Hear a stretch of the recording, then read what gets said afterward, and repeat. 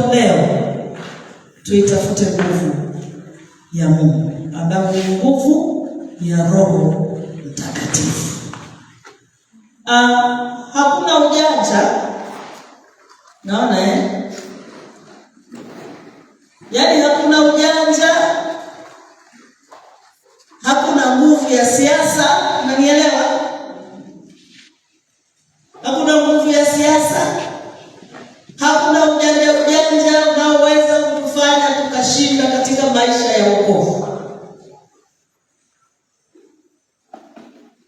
Wala hakuna nguvu ya kijeshi au nguvu za kimwili zinazoweza kutufanya sisi tukawa na maisha ya kumuona Mungu kila itwapo leo katika maisha yetu, isipokuwa ni nguvu inayotokana na Roho Mtakatifu.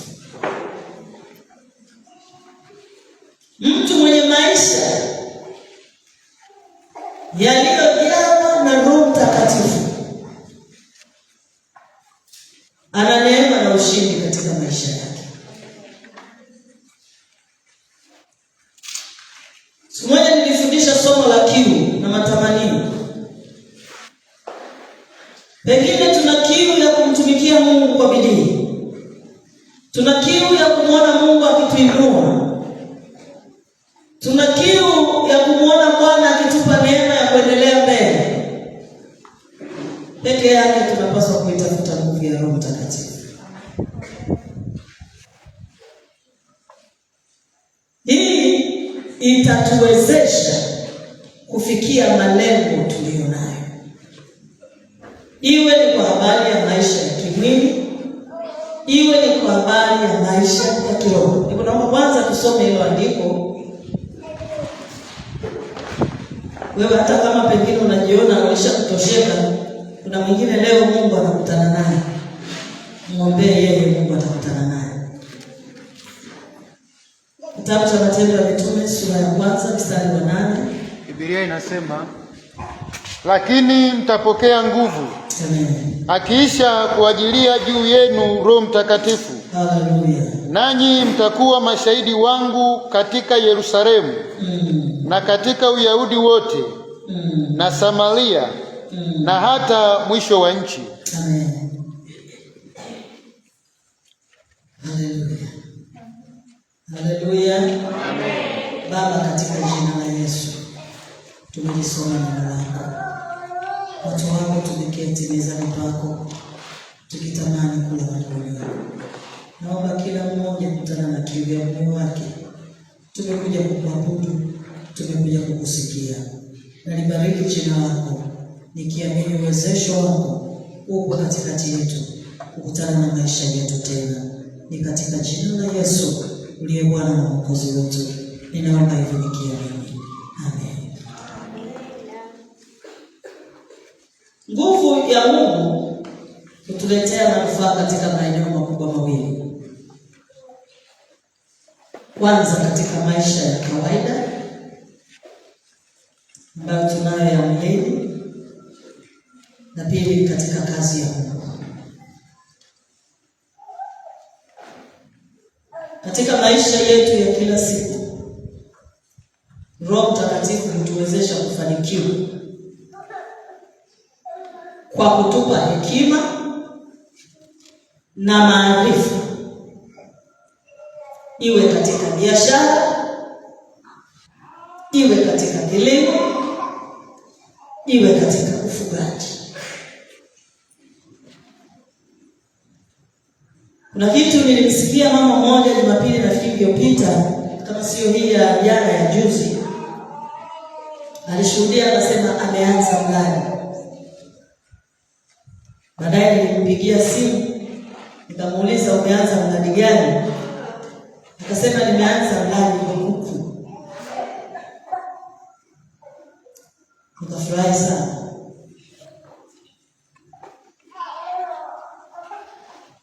Ninaamini katika maisha ya mafanikio tulionayo hata ya mwilini, tunapojikuta kila siku tunachukua hatua na kupanda hatua nyingine na kuwa na mafanikio kimwili, ni kwa ajili ya uwepo wa Roho Mtakatifu uliyepo katikati yetu.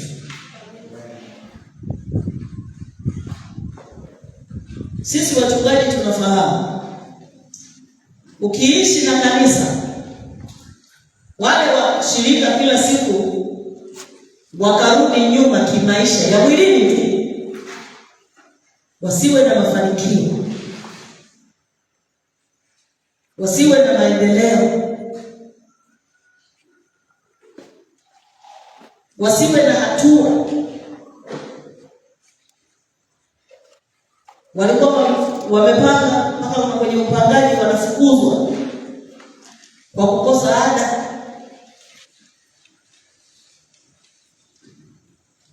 wanazidi kufilisika.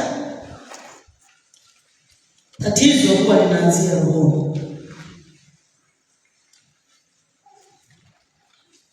Kwa maana hiyo, napenda utambue, hata kama huwa utambue, hatua zozote unazopiga na mafanikio uliyo nayo, chanzo ni neema ya Mungu juu yetu. Nakumbuka na somo la asubuhi lililosema wengine walipofanikiwa wakamsahau Mungu. Mungu atusaidie sana. Ndio maana huwa inapendeza kwa kila Mungu anachokufanikisha usisahau kutoa shukrani. Narudia kusema, wakati mwingine pia, ili tutambue kwamba Mungu ametufanikisha katika maisha ya kawaida ya mwili. Ulikuwa una kazi, umepata kazi. Ulikuwa unatamani kuwa na shamba, umepata shamba. Unatamani kujenga, umejenga. Watoto wafaulu, wamefaulu. Unatamani kuoa kama Erasto hapa, sasa ana mchumba na tunaendelea kumwombea Mungu akutie nguvu. Ukiona unafanikisha katika hayo, usisahau kumtolea Mungu sadaka ya shukrani. Maana sio kwa akili zako wala kwa maarifa ulionayo. Pia Roho Mtakatifu anahusika na maisha yetu. Haya maombi tunayoombewa hapa kila siku, kwamba Mungu bariki, Mungu fanikisha, Mungu inua watu wako. Huko majumbani tunaenda kubarikiwa na kuinuliwa. Tujue yule Roho Mtakatifu anayekuwepo kati yetu, hatupigi kelele tu zisizokuwa na maana, isipokuwa Mungu anaonekana kati yetu, maana ni ukweli kwamba tunabarikiwa. Kila mtu kwa njia zake za mafanikio, Mungu anamfanikisha. Kwa hiyo Roho Mtakatifu ambaye yupo, amewekwa kwa ajili yetu, lazima pia tukatambua anahusika na maisha yetu ya mwili. Ndio maana ni vizuri kila wakati ombea kazi yako, ombea mifugo yako, ombea mashamba yako, ombea kila unachokifanya, na ukifanikiwa usikusahau Mungu. Haleluya. Mimi nimesikiliza vizuri sana ile somo la asubuhi. Tunapofanikiwa tunaingia kiburi ya kusema pengine kazi yangu, akili yangu, elimu yangu imenipa kufanikiwa. Wakati mwingine mpaka nguvu. Unajua hata nguvu, mimi nasema kama kuna kitu mtu anatakiwa kumshukuru Mungu pia, ukiwa hata na nguvu tu za mwili, na unamshukuru Mungu. Wanafunzi tulisoma tukafanikiwa, tunamshukuru Mungu. Maendeleo yoyote yanayokuja kwetu tusione ni bahati. Kaanza kusema nina bahati mimi, waga ninafaulu tu. Nina bahati mimi, ninafuga kuku hawafi. Nina bahati mimi, nafanya hivi kinafanikiwa. Sema asante Roho Mtakatifu, unanifanikisha. Jina la Bwana libarikiwe.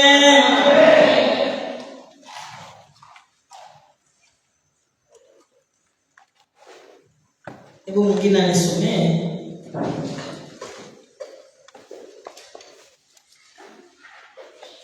kitabu cha Zekaria sura ya 4 mstari wa 6. Sura ya 4 mstari wa 6. Biblia inasema, akajibu akaniambia akisema, hili ndilo neno la Bwana kwa Zerubabeli kusema, si kwa uwezo wala si kwa nguvu, bali ni kwa Roho yangu, asema Bwana wa majeshi. Amen. Ndio tena kwa nguvu kabisa. Zekaria 4:6 Biblia inasema, akajibu akaniambia akisema, hili ndilo neno la Bwana kwa Zerubabeli kusema, si kwa uwezo wala si kwa nguvu, bali kwa Roho yangu, asema Bwana wa majeshi. Namsikia Zekaria aliposema, ni katika haya pia ninayoongea. Na pili nimesema, Roho Mtakatifu yupo kututumia kwa madhihirisho makubwa ya kimungu, kwanza katika maisha yetu ya wokovu. Tunakuwa na ushindi. Najua kwa mfano mimi ninaposema nimeokoka mwaka 81. Nafikiri kimwili tu hivi ningeweza. Nisingekuwa na nguvu ya Roho Mtakatifu. Kwa namba 2, yupo kutuwezesha, naona na kutufanikisha katika madhihirisho makubwa ya kimungu katika maisha yetu. Na kwanza wokovu. Tumeokolewa kwa neema. Sasa hivi sijafanya mahesabu na miaka mingapi kwenye wokovu, lakini nimeokoka mwaka 85.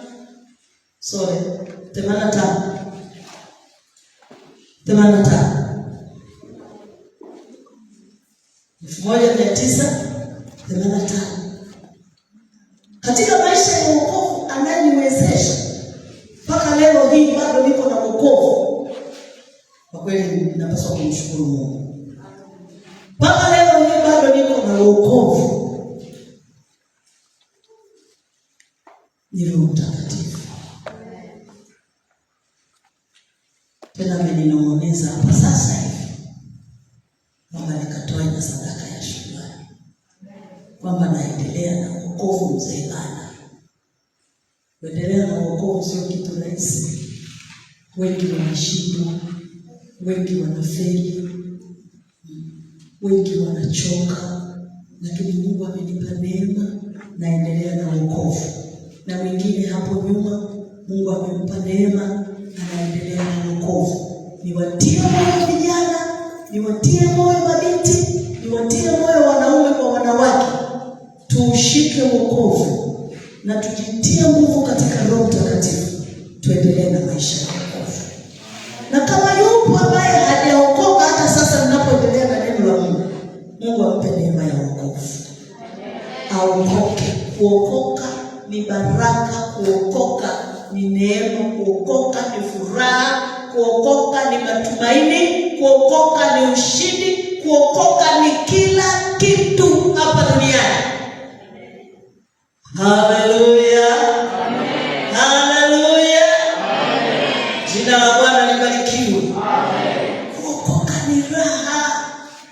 Mungu atusaidie sisi tuliokoka tudumu kwenye maisha ya wokovu ambayo Roho Mtakatifu ametupa neema ya kuwa ndani ya wokovu. Watu wanapenda kusema kazi ni kwetu bwana, tuna marupurupu mengi. Kwenye wokovu kuna marupurupu mengi sana. Amen. Kuna faida nyingi tunazozipata. Faida mojawapo, tunatunzwa. Mbona fikiri mimi ningekuwa duniani ningekuwa hivi nini? Singekuwa nimeshachoka kabisa. Ningekuwa nimeshafanya nini? Ningekuwa nakunywa pombe, ningekuwa hivi nini? Ningekuwa nachezewa tumbo duniani, ningekuwa hivi nini? Ningekuwa najichanganya kwenye maisha ya wokovu, mara nifute ugoro, neno yangu yangekuwa hivi.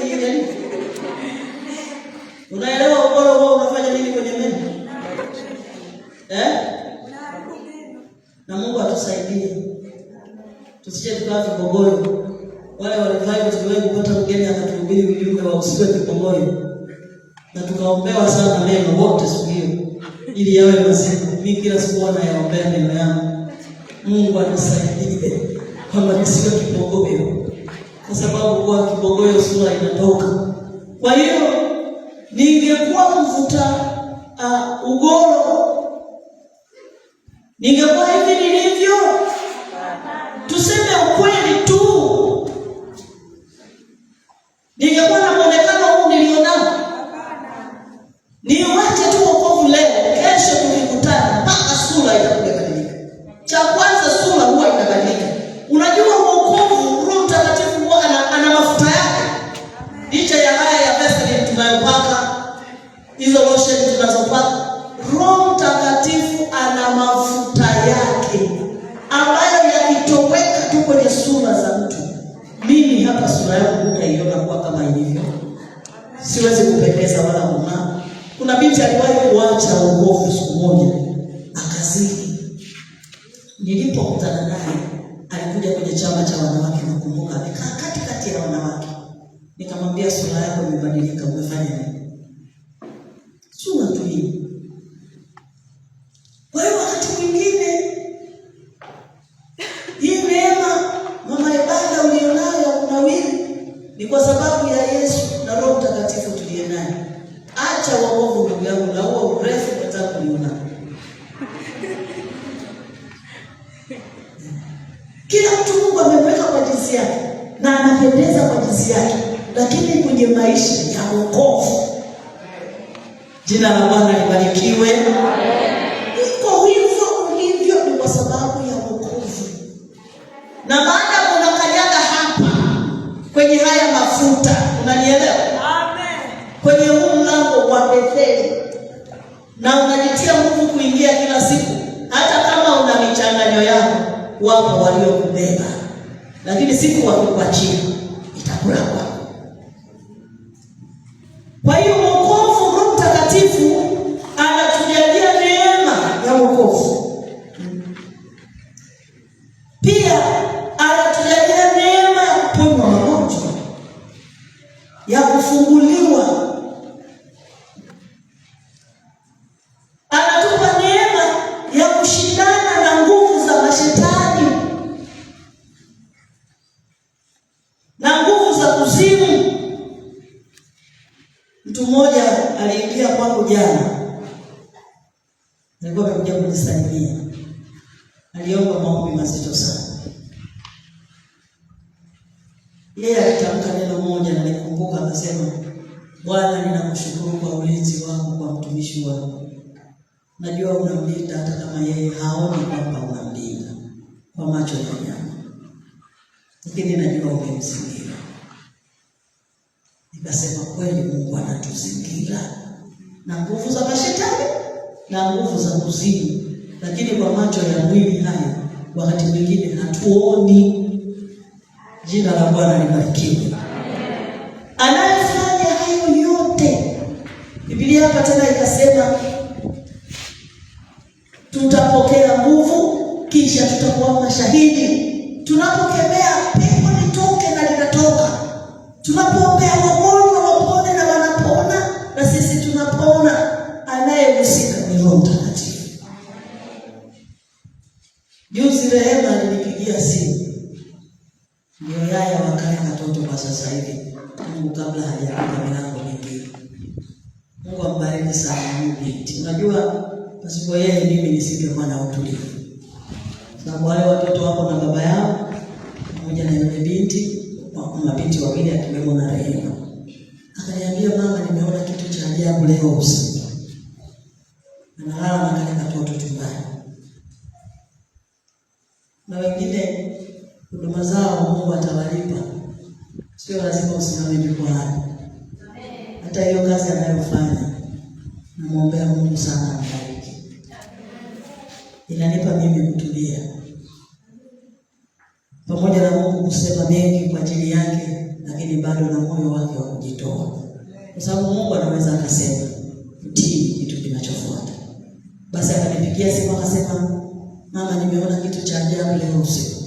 Nimeshtuka usiku, nikakuta mwanga mkubwa umemzingira huyu mtoto. Nikaanza kushangaa.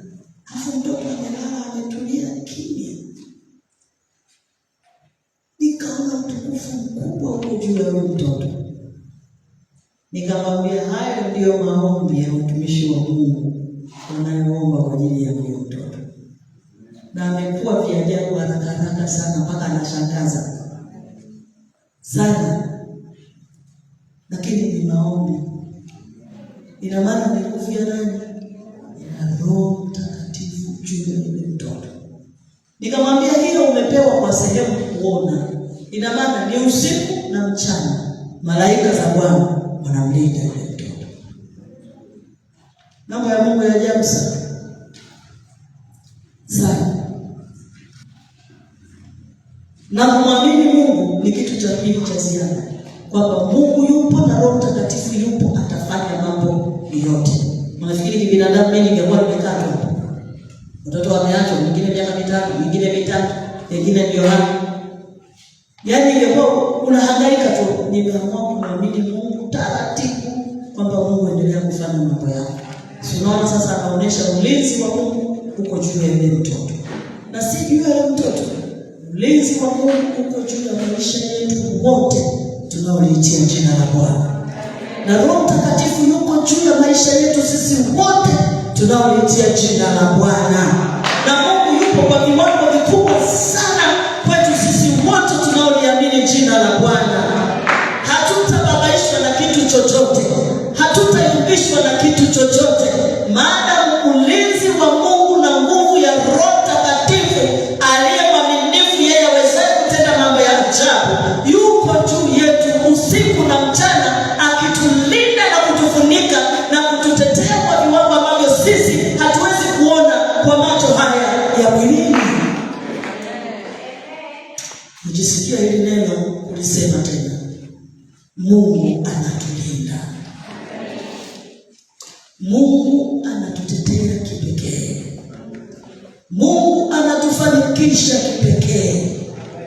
Hata kama adui atapiga vita yake kwa kiwango gani, lakini bado neno linasema majeshi yake ni mengi kuliko sisi tunavyofikiri, kuliko majeshi ya adui.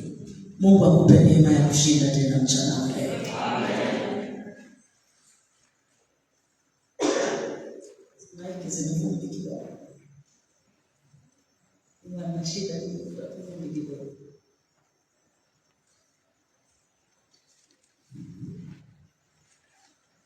Ulinzi wa Mungu uko juu yetu. Biblia inasema tusiogope. Roho Mtakatifu yuko pamoja na sisi. Inatujitia nguvu ya kutafuta. Tunaposema kumtafuta haina maana huna. Kuna wengine kweli hawana.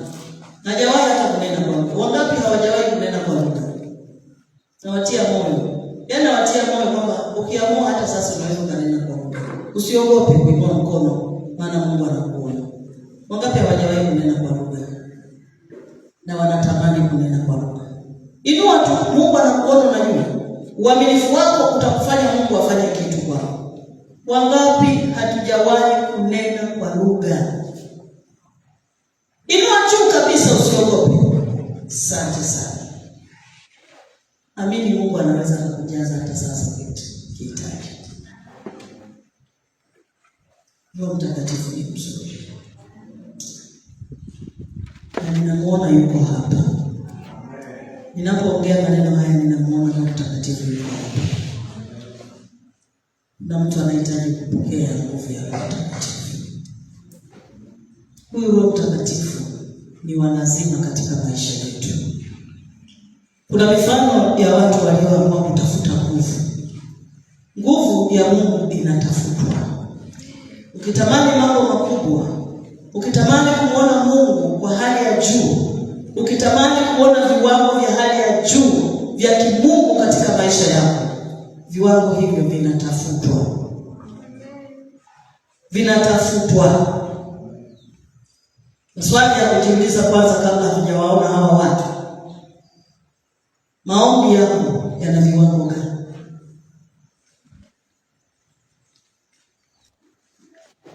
Wakati mwingine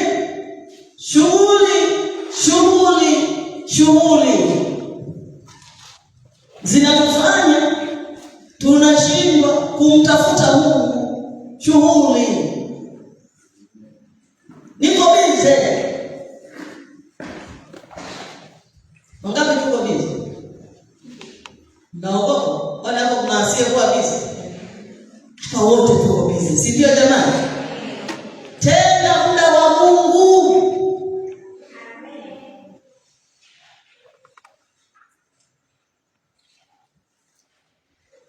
Tena muda wa Mungu.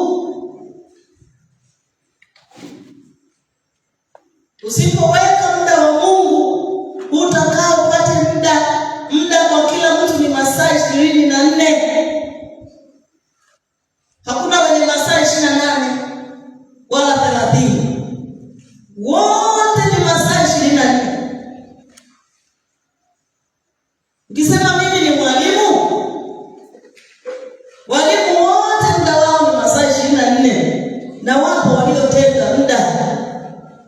Ukisema mimi ni mkulima, ukisema mimi ni mfanyabiashara, ukisema mimi ni mwenye shughuli ya aina yoyote ile, sina muda. Maombi yako yakoje kama unataka viwango vya kimungu na kama unataka nguvu ya Roho Mtakatifu kwa viwango vya juu katika maisha yako? Maombi yako yakoje? Leo umeomba masaa mangapi? Jana uliomba masaa mangapi? Wiki hii yote umeomba masaa mangapi? Wewe mwanakwaya, wewe mwanasifa, wewe mzee wa kanisa, shemasi, sisi wachungaji, tumeomba muda gani mpaka tumdhihirishe Mungu kwenye kizazi chetu na kwenye ulimwengu huu tuliona? Tumeomba kwa kiwango gani?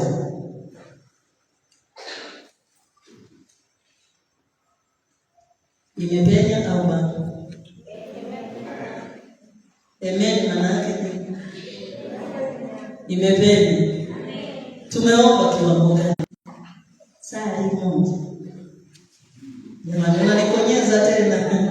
Mwenzio sikonyezeki. Wewe sema tu amen. Sawa jamani. Umeomba kwa muda gani? Mzee wangu wa kanisa, mama Ebani, leo nilikuwa mimi kuwezesha niingie mbinguni. Unajua sio kazi rahisi. Watu wanatamani kuikimbia ila uwezi. Utakimbia ili uende wapi? Na unatiwa nguvu. Sukari unaletewa, wali unaletewa, sabuni za kuongea. Magauni kama haya ndiye mwezi jana wamenivalisha. Wakaniambia tumekupa zawadi. Hawa waimbaji wa hapa kanisani, magauni wakuvalishe. Utakimbia uende wapi? Utatokea mlango gani?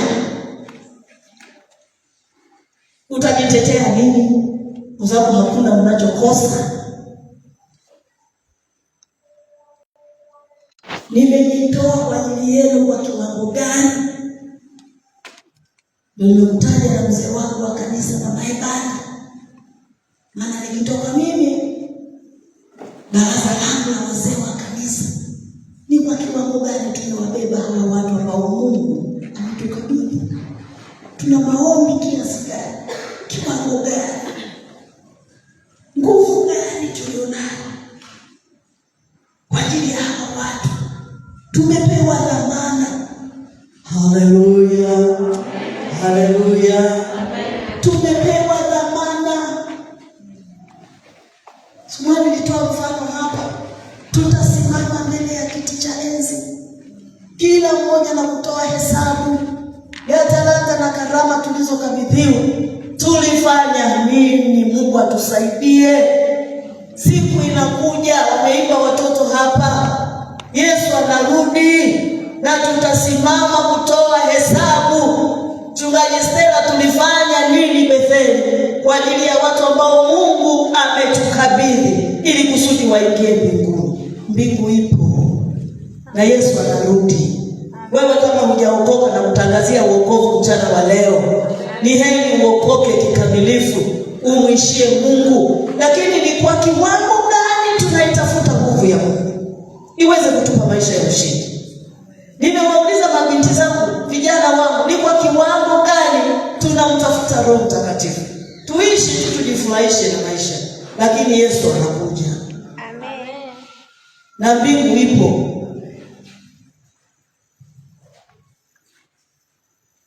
Yesu anakuja na mbingu ipo. Kama kuna mahali nilikata shauri tena upya kumtumikia Mungu ni juzi, nilipopata ile shida ya kuondokewa na binti yangu. Kiwango ambacho Mungu alinitia nguvu na Roho Mtakatifu kuwa juu yangu, mpaka watu wananisogelea wanapata shoti, utafikiri shoti ya umeme. Hii yote ni Mungu pia alitaka mimi niendelee kuishi na kusudi lake litimie. Nitajitetea nini? Nitajitetea nini? Na nilipomuona Mungu kwa viwango vile, nilitangulia kusema kwamba nikajifunza wanadamu jinsi Mungu alivyo na jinsi tunavyomwabudu ni vitu viwili tofauti. Sio kitu rahisi. Unaitiwa binti ukamuone hivi, unaanza kushukuru na kunena kwa lugha, unatoka mkavu. Alafu watu wanakuona, yaani watu walikuwa wakitazama hivi, walikuwa wananishuhudia. Tulikuwa tunafunguliwa, huzuni zinatoka, mashaka yanatoka, tunaanza na sisi kunena kwa lugha. Haikuwa rahisi. Hiyo ndio tujue akili yangu ilikuwa naiambia, Mungu nisaidie akili yangu ikujue. Tuombe wakati mwingine Mungu atusaidie tufunguliwe, akili zetu zimjue Mungu. Narudia kusema, tuombe tufunguliwe, akili zetu wakati mwingine zimjue Mungu aliye hai. Na nani atatusaidia? Tukiwa waombaji, tukajaa Roho Mtakatifu, huyo ndiye atakayetufungua. Maana Mungu ni roho. Na kama Mungu ni roho, anaonekana katika roho. Tukijaa roho, tutamjua Mungu. Hata kama hujasoma hata ukijaa roho, unamjua Mungu na unakuwa na elimu ya kutosha. Kina Petro na kina Paulo wanaambiwa kwamba hawa nao wamefika huku na hawana hata elimu. Wamepataje kuyafanya mambo haya? Nasikia unaombea kiwete anatembea, kipofu anaona. Mungu atusaidie jamani, tutumiwe na Mungu kwa viwango vya juu sana. Wainjilisti, tusisubiri tu ile mikutano ya siku 3, siku 4. Hebu tutembee mitaani tukahubiri injili ya Bwana wetu Yesu Kristo. Jana nilikuwa namuona mama mchungaji wa Ubungo, ile kanisa linalokuja kutuhubiria hapa. Yuko mitaani mama watu na kaspika kake kama haka, anaikanyaga injili. Mungu atutumie kwa viwango. Natamani tuione nguvu ya Mungu ikitembea katika maisha yetu kwa viwango visivyokuwa vya kawaida. Kuna mwimbaji ananisikiliza kwa makini hapa, na Mungu anataka kuinua viwango vyake. Anajijua.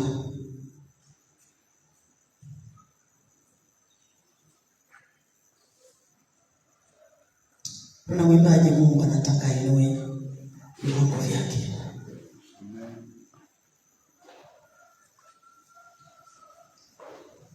Na Mungu awabariki waimbaji. Nimeanza kuiona nguvu ya Mungu ikiwatumia sana ya uimbaji. Jana nilikuwa naongea na mwalimu Samuel kwa message. Nilifungulia ule wimbo wake wa Martha na Mariamu. Maana huwa anasema wakati mwingine tuwe tunarekodi vitu vinatufaa kwa wakati. Nikausikiliza ule wimbo, huku mwishoni una maneno yanayohusu Yesu ukimwamini mpaka nikasema huu wimbo ukiimbwa katika roho kwenye mkutano, mwenye dhambi mmoja ataokoka. Huwezi amini, nilikuwa nimekaa mezani baada ya kula, nikashtukia nimeanza kunena kwa lugha, ule wimbo nikiwa ninausikiliza. Nilijaa Roho Mtakatifu sana, muda wa kutosha. Nikiisha narudisha. Yaani nikajikuta nimevuviwa. Mpaka nikamtumia message Mwalimu Samuel. Nikamwambia Mungu aendelee kukuinua katika viwango vya kutunga nyimbo. Sio kitu cha kawaida wala sio kitu kidogo. Nimeona hata watoto hapa wanaimba nyimbo nzuri sana. Tofauti na siku za nyuma, yule mwalimu wa watoto alikuwa akitunga nyimbo, uwezo kauelewa, unatoka mashariki unaenda magharibi. Lakini ona nguvu ya Roho Mtakatifu jinsi ambavyo imembadilisha kabisa. Ana viwango vingine vya utunzi wa nyimbo, zinabariki na zinainua. Ndugu zangu, tunapoona Mungu anatufanyia haya, tusisubiri tu sivyo mpaka tuone magari yanayosomba watu mitaani ndio tujue Mungu yupo na anatutumia. Hata hivi tu Mungu anapotuinua katika viwango vya utumishi, kama ninavyosema, nguvu ya Roho Mtakatifu ipo kuinua viwango vyetu vya utumishi. Tunapaswa kumwambia Mungu asante. Tukimwambia Mungu asante, na kesho atakutumia, na kesho kutwa atakutumia. Hebu tutamani kutumiwa na Mungu katika viwango visivyokuwa vya kawaida, viwango vitakavyoweza kubadilisha ulimwengu ukamjua hata Mungu tunayemtumikia yukoje na yuko wapi. Jina la Bwana libarikiwe. Jina la Bwana libarikiwe. Jina la Bwana libarikiwe. Pokeeni neema hii waimbaji wote. Mungu awainue na ainue viwango vyenu. Nimesema namuona Roho Mtakatifu, kuna mtu anamhudumia.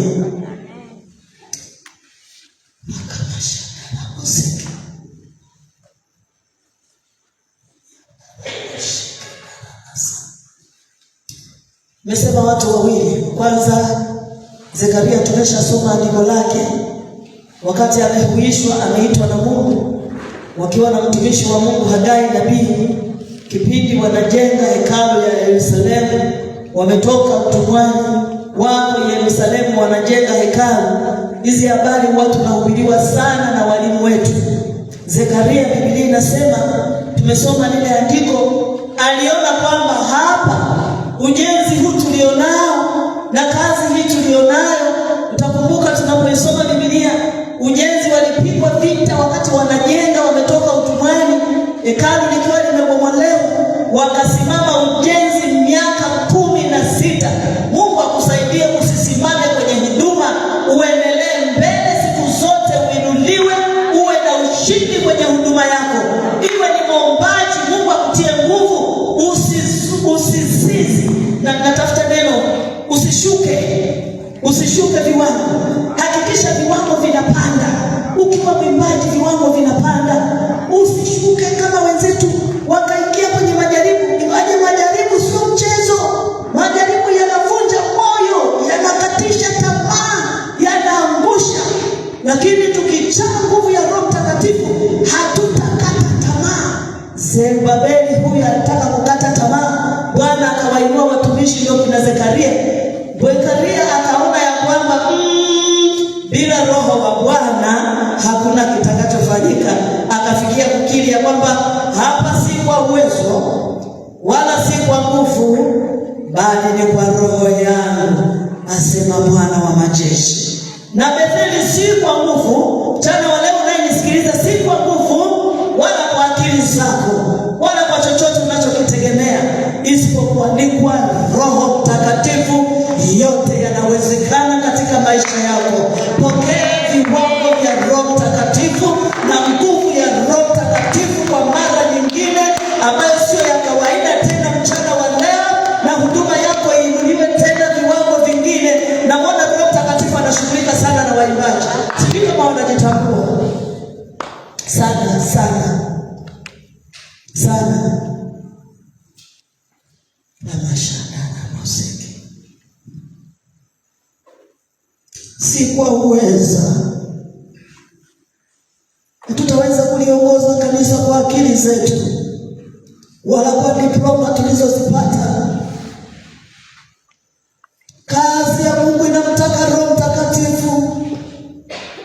Viongozi wa kwaya, kuiongoza kwaya inamtaka Roho Mtakatifu. Wazee wa kanisa, kuliongoza kanisa liingie mbinguni inamtaka Roho Mtakatifu. Iwe ni wainjilisti, iwe ni kazi za umisheni, kazi yoyote ya Mungu, Biblia imesema ya kwamba tumtake Bwana na nguvu zake. Wale tunaomtaka Bwana na nguvu zake bila kuchoka mchana wa leo, tena yupo kwa ajili ya kufanya jambo kwa ajili ya maisha yetu, ili Mungu ainue viwango vya huduma yako. Kuna watu Mungu anatamani awatutumie, atutumiwe kwa viwango vya juu sana. Kama ni kuimba, tuimbe kwa viwango vya juu sana. Kumbuka, upako sio makelele. Upako ni kitu ambacho kinagusa maisha ya watu. Hata kama hujasema kitu, kama kina Petro, wanapita vivuli vinaponya watu.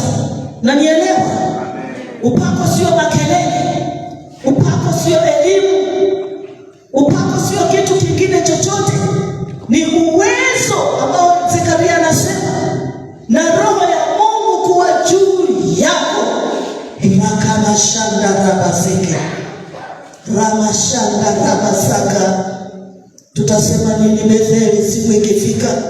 Maana kama ni viwango vya Roho Mtakatifu kuwa juu yetu usiku na mchana, Roho Mtakatifu anatuhudumia. Tuwe majumbani, Roho Mtakatifu anatuhudumia. Anasema na maisha yetu tunapotembea, Mungu anatuhudumia. Tumepata shida kama kina Erika hapa, Mungu bado akashuka kwa viwango vya juu, akilinda madhabahu hii isipate shida. Maombi yetu Mungu aliyajibu, akailinda madhabahu isiyumbe.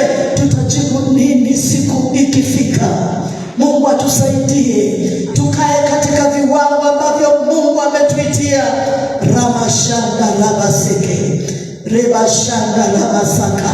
Mtu wa pili tunamsoma siku zote, lakini napenda utambue mchana wa leo tena kipekee.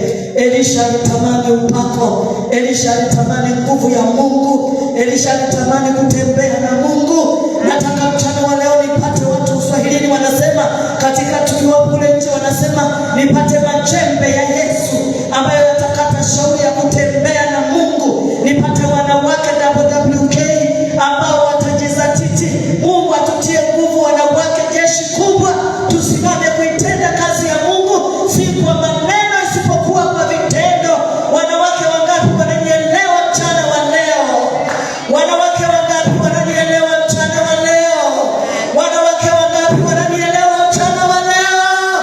Rima sanda ramakanda rabasha, remekende rebomo shanda rabaka.